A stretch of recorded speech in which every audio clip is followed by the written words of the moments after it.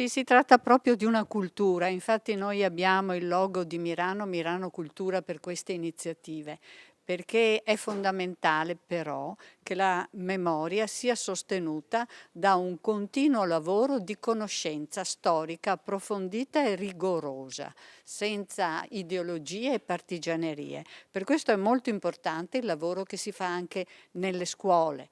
Non lo fa sempre direttamente il comune, ma la collaborazione con l'associazione di Venezia Giulia e Dalmazia ci ha aiutato molto in questi anni ad entrare nelle scuole, sia le medie che le superiori.